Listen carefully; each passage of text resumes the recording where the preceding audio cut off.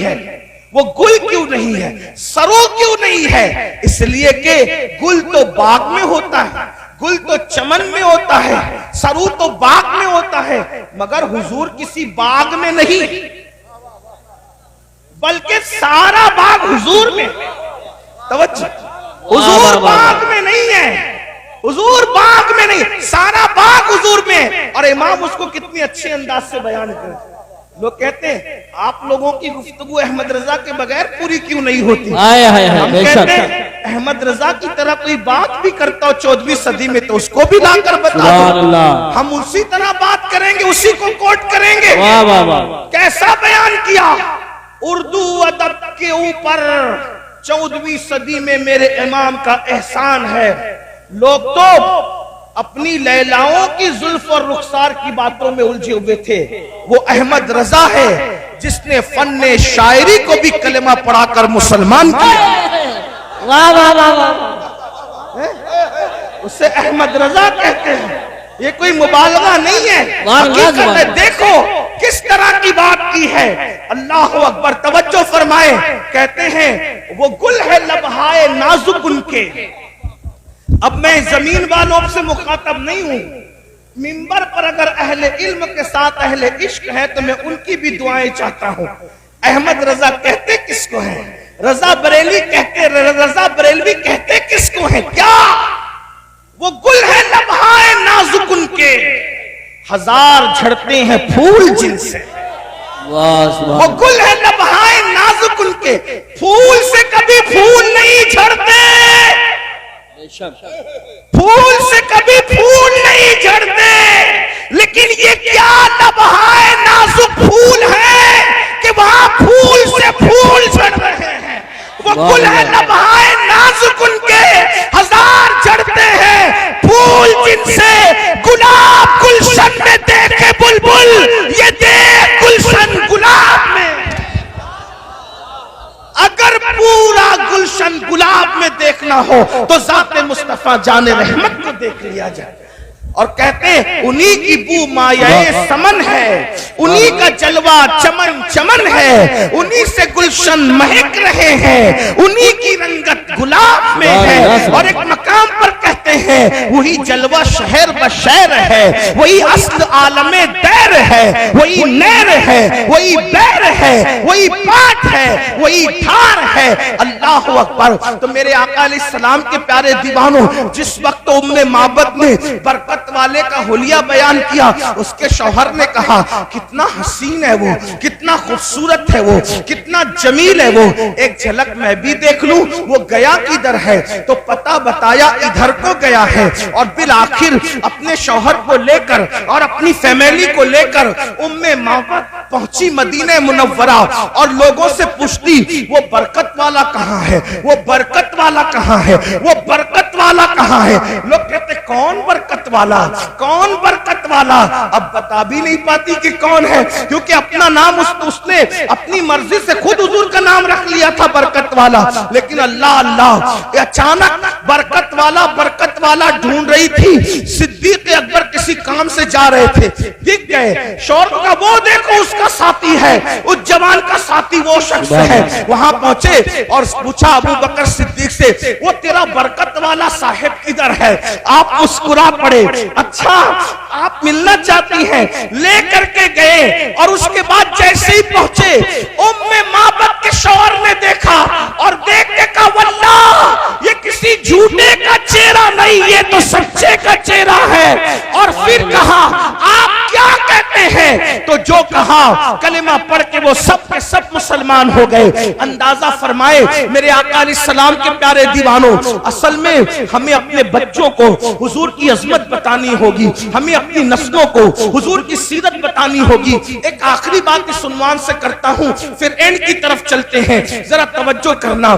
دیکھو آج کل لوگ عجیب سی باتیں کرتے ہیں، عجیب باتیں لوگ کرتے ہیں، اور یہ جتنی باتیں ہو رہی ہے غلط سلط کیوں ہو رہی ہے پتہ ہے؟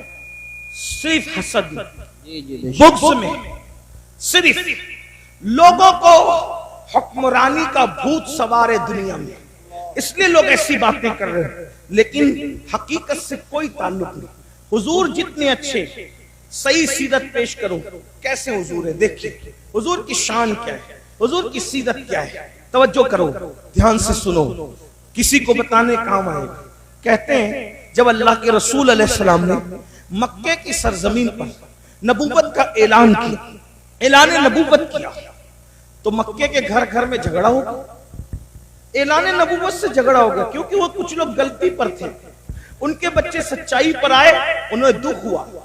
سچائی کو لوگ جلدی قبول نہیں کرتے, سچائی قبول کرنے میں وقت لگتا ہے, لیکن سچوں کو محنت کرنی پڑتی. سچائی قبول کرنے میں وقت جاتا ہے, سچوں کو محنت کرنی پڑتی ہے, قربانیاں دینی پڑتی ہے. جب آپ سچے ہو تو آپ محنت کیوں نہیں کرتے, آپ قربانیاں کیوں نہیں دیتے, آپ سیرت النبی کو عام کیوں نہیں کرتے, پاس پڑوسیوں کو رسول اللہ کے واقعات کیوں نہیں سناتے, اپنے بچوں کو حضور کے واقعات کیوں نہیں سناتے. مکے کی زمین ہے, نفرتوں کا ماحول ہے, طوفان بدتمیزی بپا کی گئی ہے. ایسے عالم کے اندر اللہ کے رسول علیہ السلام اپنی زندگی گزار رہے ہیں, حضور کی لائف گزر رہی ہے. ایک مرتبہ کا واقعہ ہے کہ مکے کی زمین ہے, زمین مکہ پر شام ہو رہی ہے, سورج مکے کی گھاٹیوں میں اپنے چہرے پہ گھونگٹ ڈالنے کے قریب ہے, اور شام کی چادر ارض مکہ پر, ارض بکہ پر پھیلنے کے قریب ہے. ایسے عالم کے اندر اللہ اکبر, لوگ جلدی جلدی اپنے گھروں کی طرف جانے کے لیے رواں دواں ہیں. لوگ اتنی جلدی اپنے گھر پہنچنا چاہتے ہیں جیسے پرندے گھونسلوں کی طرف بڑھتے ہیں. شام کے وقت اہل مکہ اپنے گھروں کی طرف جا رہے ہیں. ایسے عالم کے اندر ایک بوڑھی عورت ہے, بوڑھی عورت, وہ دائیں بائیں دیکھتی ہے, آگے پیچھے دیکھتی ہے, ایسا لگتا ہے وہ کسی کا انتظار کر رہی ہے, وہ کسی کی منتظر ہے. ایسے میں ایک خوبصورت جوان جس کو دنیا, مکے کی دنیا محمد اس وقت کہہ کر کے پکارتی تھی, یا محمد عربی کہتی تھی, یا محمد مکی کہتی تھی, اللہ اکبر, اللہ اللہ, یا محمد مطلبی کہتی تھی, یا محمد ہاشمی کہتی تھی, اللہ اکبر. حضور کے نسب کے اعتبار سے, حضور کے وطن کے اعتبار سے, حضور کے دادا کے اعتبار سے, بہرحال میرے آقا اس کے سامنے آ کے کھڑے ہوئے. اس بڑھیا سے پوچھا, بڑی بی کیا بات ہے, کیوں پریشان ہو, پریشانی کی وجہ کیا ہے. بڑھیا کہتی ہے, اے جوان, میرا سامان نہیں بکا, اور سامان نہیں بکا, شام ہو گئی, لوگ گھروں کو جا رہے, بازار کی رونق ختم ہو رہی ہے, خریدی بکری کرنے والے اب شام کے بعد بازار نہیں آتے, اس لیے مجھے گھر جانا ہے, سامان بکا نہیں, میرے پاس کوئی رقم نہیں کہ کوئی میرا سامان اٹھائے تو اس کو میں عوض دوں, اسی لیے کسی کو ڈھونڈتی ہوں کوئی میری مدد کرے. اللہ اکبر. مسلمانوں, یہ تاریخ کے انمٹ نقوش میں موجود ہے.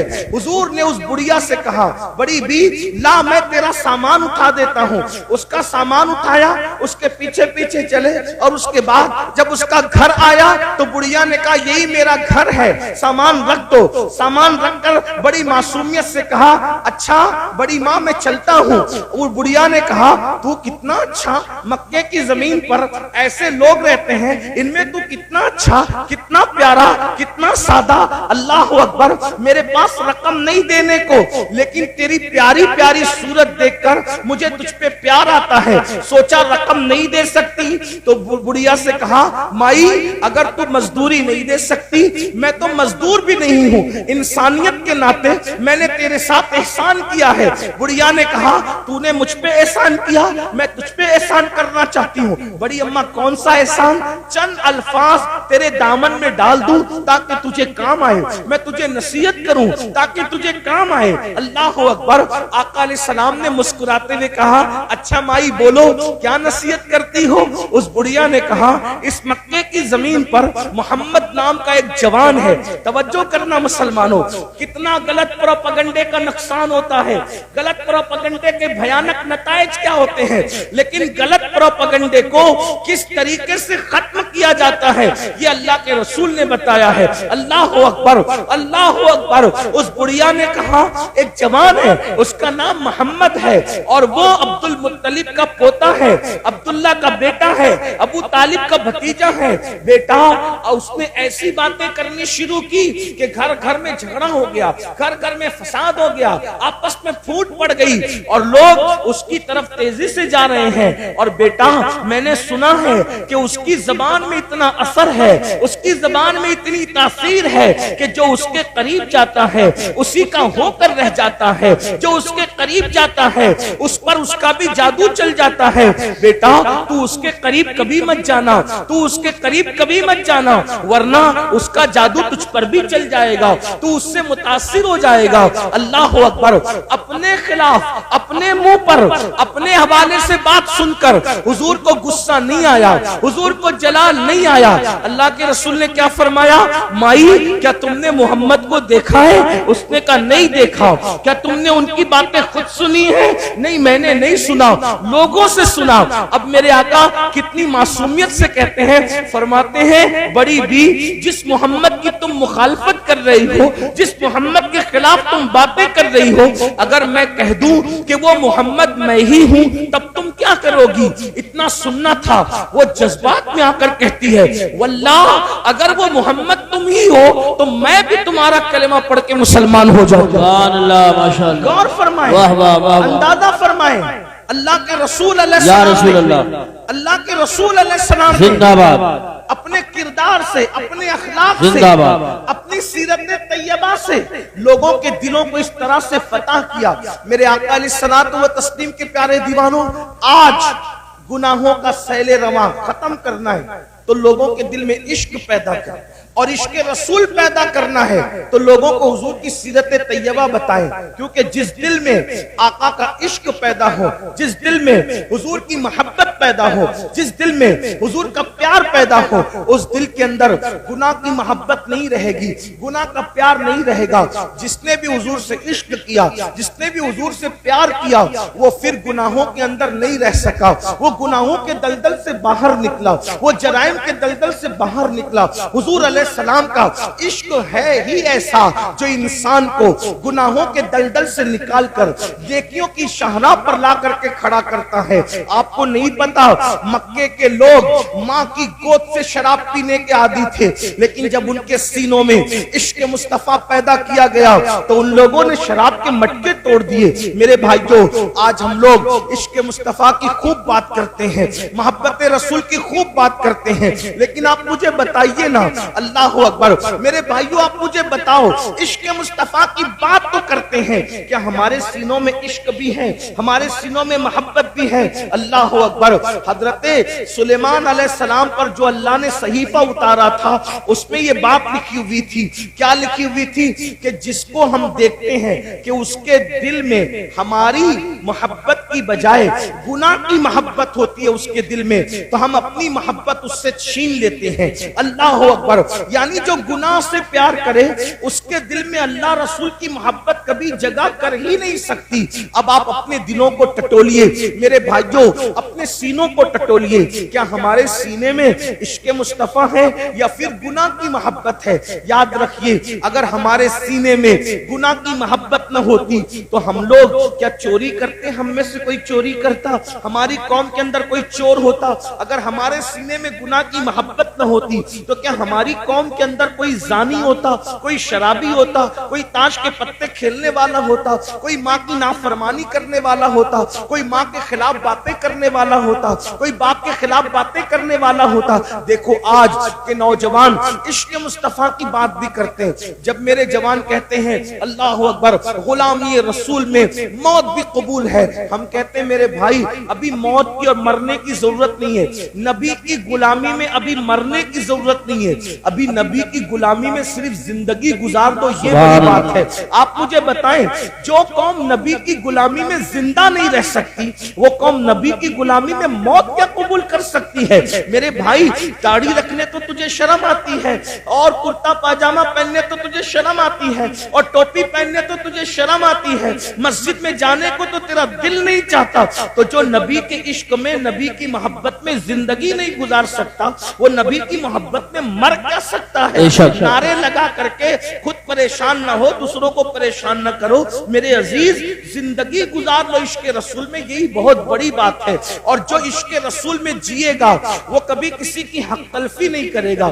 آپ بار بار ساری باتیں سنتے ہیں لیکن بھول کیوں جاتے ہیں؟ دیکھیے عشق و محبت کے اندر ایک نام ہے حضرت سیدنا اویس قرنی کا، ہم ان کو عشق و محبت کا امام کہتے ہیں۔ میں واقعہ نہیں بیان کروں گا، صرف اشارہ دوں گا، تفصیل کے ساتھ میں حضرت اویس قرنی کی زندگی کبھی پڑھ چکا ہوں، لیکن آپ سے پوچھتا ہوں اندازہ فرمائیں اویس قرنی کے لیے ایک طرف دیدار رسول ہے، یعنی حضور کا دیدار ہے، اور دوسری طرف ماں کی خدمت ہے۔ اویس قرنی نے حضور کا دیدار نہیں کیا بلکہ ماں کی خدمت کی، کیونکہ حضرت اویس جانتے تھے کہ دیدار کے بغیر بھی کوئی عاشق ہو سکتا ہے، دیدار کے بغیر بھی کوئی عاشق ہو سکتا ہے، لیکن نافرمان ہو کر کوئی سچا عاشق نہیں ہو سکتا۔ اس لیے آپ نے ماں کی خدمت کو ترجیح دی۔ جب ماں کی خدمت کو ترجیح دی تو صلہ کیا ملا؟ صلہ یہ ملا کہ اللہ کے رسول اپنا نمائندہ بھیج کر اویس کے پاس کہلواتے ہیں کہ اویس سے کہنا کہ وہ میری امت کے لیے مغفرت کی دعا کرے۔ جانے دعا جس سے دعا کروا رہے ہیں وہ اویس قرنی ہے، اور امت کو حضرت اویس قرنی کی شان بتا رہے ہیں۔ کیوں؟ اور پھر پوچھا گیا اویس قرنی کو یہ مرتبہ کیوں ملا؟ تو فرمایا ماں کی خدمت کی وجہ سے۔ آج عاشق رسول کہلانے والے میرے بھائی مجھے بتائیں کتنے لوگ ماں کی خدمت کرتے ہیں؟ اپنے آپ میں ڈوب کے سوچو کتنے لوگ ماں کی خدمت کرتے ہیں، کتنے لوگ اپنے ابا کی خدمت کرتے ہیں۔ بہت معذرت، اگر علماء سادات مقرروں کے ہاتھ چومنے کی بات آئے تو پورا مجمع دوڑے، ایک دوسرے کو دھکا دے، مار پیٹ کرے، سب کرے، لیکن جس جذبات کے ساتھ تم مقرروں کے ہاتھ چومتے ہو اسی جذبات کے ساتھ کیا تم اپنی ماں اور اپنے باپ کے بھی ہاتھ چومتے ہو؟ باتیں کڑوی ہے، لیکن ایک بات یاد رکھنا، کسی بھی مقرر کے پیروں کے نیچے تمہاری جنت نہیں ہے۔ بے شک، کتنا بھی بڑا مقرر ہو، کتنا بھی بڑا مقرر ہو، کتنے بھی بڑے ٹائٹل کے ساتھ ہے، کتنا بھی کامیاب مقرر ہو، کتنا بھی بڑا پیر صاحب، کتنا بھی بڑا عالم صاحب، کتنا بھی بڑا خطیب، کتنا بھی بڑا ادیب، بتاؤ کیا حدیث ہے ان کے لیے کہ ان کے پیروں کے نیچے تمہاری جنت ہے؟ تمہاری جنت کہاں ہے؟ تمہاری ماؤں کے قدموں میں۔ اس کو تو بڈھی کہتے ہیں، ان کو تو ڈوکری ڈوکرا کہتے ہو۔ اگر وہ کوئی مشورہ دے دے تو چیخ چلا کے کہتے ہو چپ رہو، تمہیں کیا سمجھتا ہے؟ یہی ہے، یہاں آ کر ہاتھ باندھ کے کھڑے رہتے ہو اور اپنے ماں باپ کو آنکھیں دکھاتے ہو۔ یہی عشق رسول ہے ہمارے پاس، یہی محبت رسول ہے۔ بہت سارے ظالم تو ایسے ہیں کہ جن لوگوں نے اپنے ماں باپ کو چھوڑ کر کے سسرال بسا لیا ہے، ماں باپ کی خبر بھی نہیں ہے، ماں باپ بھیک مانگ رہے کہ کیا کر رہے ہیں، ماں باپ کو کھانا ہے کہ نہیں ہے کوئی فکر نہیں ہے، اور ہم عاشق رسول ہیں۔ اللہ کے بندو، یہ عشق مصطفیٰ نہیں۔ اویس قرنی نے بتایا ایک طرف دیدار رسول کتنی بڑی چیز ہے، کبھی سوچا ارے دیدار کرنے سے صحابی بنتا انسان، صحابی، مگر حضرت اویس قرنی نے ماں کے کہنے پہ دیدار رسول کو نہیں گئے ماں کے کہنے پہ، اور ہمیں بتایا ایک وفادار عاشق کیا ہوتا ہے۔ اور آج ہم ماں باپ کو دوا کے پیسے دینے کے لیے بھی ان کو ترساتے ہیں، ان کو تڑپاتے ہیں، انہیں بے چین کرتے ہیں۔ آقا علیہ السلام نے فرمایا اگر تیرے ماں باپ تجھ سے ناراض ہے تو اللہ تیری نمازیں بھی رد کر دے گا، اللہ تیری عبادتیں بھی رد کر دے گا۔ میرے بھائیوں کہاں ہو؟ توبہ کرو، سچے مسلمان بنو۔ صرف نعرے ہمیں انقلاب نہیں لا سکتے، صرف نعرے ہمیں بدل نہیں سکتے۔ آپ کو میں کہتا ہوں اے گرد و نواز سے آنے والے مسلمانوں، جذباتی نہ بنو۔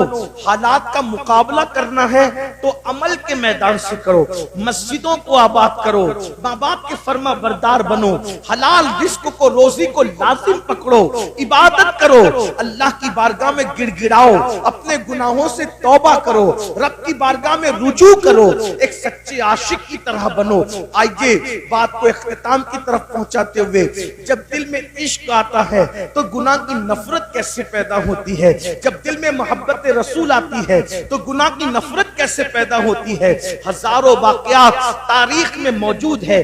دنیا ہمیں عشق رسول کی طرف کیوں آنے نہیں دینا چاہتی؟ اس لیے کہ دنیا جانتی ہے جس دن یہ عاشق بنے گا اس دن یہ ہر گناہ سے چھٹکارا پائے گا، اس دن یہ ہر گناہ سے اپنے آپ کو دور کر لے گا، اس دن یہ ہر برائی سے اپنے آپ کو دور کر لے گا۔ اللہ اکبر۔